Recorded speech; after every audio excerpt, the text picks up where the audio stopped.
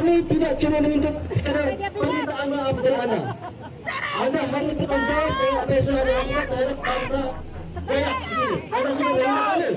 Masyarakat Dayak minta polisi lakukan ini terkait kasus Edi Mulyadi. Edi Mulyadi saya langsung pada intinya. Adil tak talino betul minta surat. Saya talino. Dikiranya anak yang lahir dari rahim kami ini anak jin.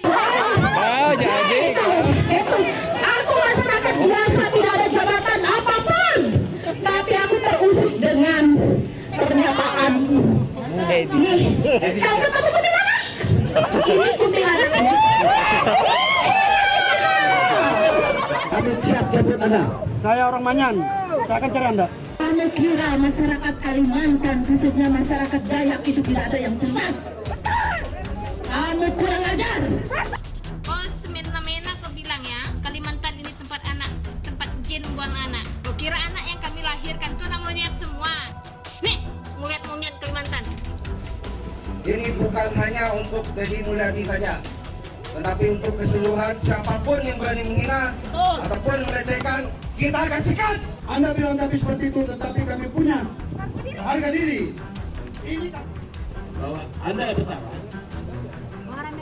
Daripada kami saat kami semua memutuskan untuk mencari Anda sampai lubang semut sekalipun Anda, kami akan mati. Itu.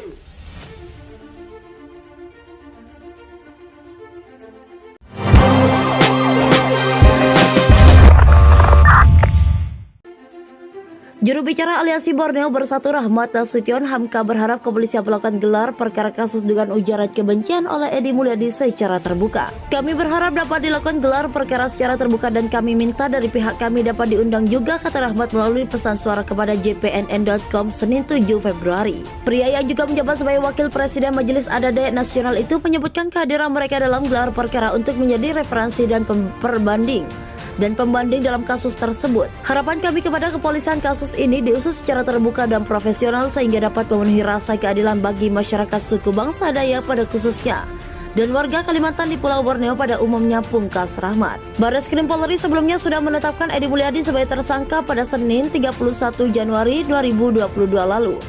Penetapan tersangka ini terkait ujarannya tentang Kalimantan sebagai lokasi IKN baru sebagai tempat jin buang anak. Dalam kasus ini, Edi dijerat dengan pasal 45A ayat 2 Jangto, pasal 28 ayat 2 Undang-Undang Nomor 19 tahun 2016 tentang ITE, dan atau pasal 14 ayat 1 dan 2, dan atau pasal 15 Undang-Undang Nomor 1 tahun 1946 tentang Peraturan Hukum Pidana, dan atau pasal 156 KUHP. Edi Mulyadi mendapatkan pesan khusus dari Ketua Dewan Kesenian dan Kebudayaan Kalimantan Tengah, Teo Seng Asang. Itu terkait dengan ucapan yang keluar dari mulut Edi Mulyadi yang telah menghina dan merendahkan masyarakat Kalimantan atau suku Dayak. Teo Seng Asang pun mengingatkan kembali agar Edi Mulyadi punya nyali untuk datang ke Kalimantan. Selain itu, caleg PKS di pemilu 2019 itu harus menjalani hukuman adat Dayak sebagaimana berlaku. Pesan Teo Seng Asang itu disampaikan melalui sebuah video yang diunggah pegiat media sosial Permadi Arya alias Abu Janda di akun Instagram pribadinya Minggu 30 Januari 2022. Selain Teo Seng Asang, ada juga Ketua Forum Pemuda Dayak Kalimantan Tengah Fordayak Kalteng Bambang Iraw. Anda pun tidak akan selamat kalau Anda tidak mematuhi hukum adat kami, tegas Teo Seng Asang. Abu Janda kemudian menanyakan sanksi apa kira-kira yang akan didapat Edi Mulyadi jika menjalani hukum adat Dayak. Apa sanksi yang akan dikenakan si Edi Mulyadi ini di pengadilan Majelis Adat Dayak, tanya Abu Janda. Teo Seng Asang menjelaskan ada beberapa hal yang harus dilakukan Edi.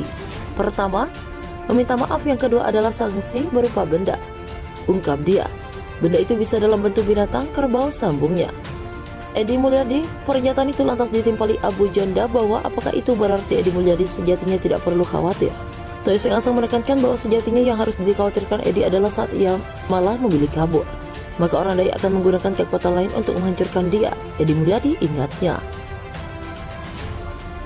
Baik moral maupun fisiknya, tegas Teo Seng Asang. Sebelumnya Herman Kadir menyatakan Edi Mulyadi bukan takut datang ke Kalimantan. Kita suruh datang ke sana Kalimantan, Pak. Edinya ke Kalimantan bukan gak mau ya, berani-berani saja, kata Herman Kadir Jumat 28 Januari 2022. Akan tetapi, Herman Kadir beralasan jika kliennya datang ke Kalimantan apakah dijamin keselamatannya. Sekarang siapa yang berani menjamin keamanannya ke Kalimantan, itu ucapnya. Herman Kadir juga mengatakan Herman Kadir juga menyatakan bahwa Edi Mulyadi siap datang ke Kalimantan untuk meminta maaf secara langsung. Katanya, hukum adatnya harus ke Kalimantan minta maaf, silakan saja saya bilang. Tapi siapa yang menjamin keamanan Edi di sana, kata dia.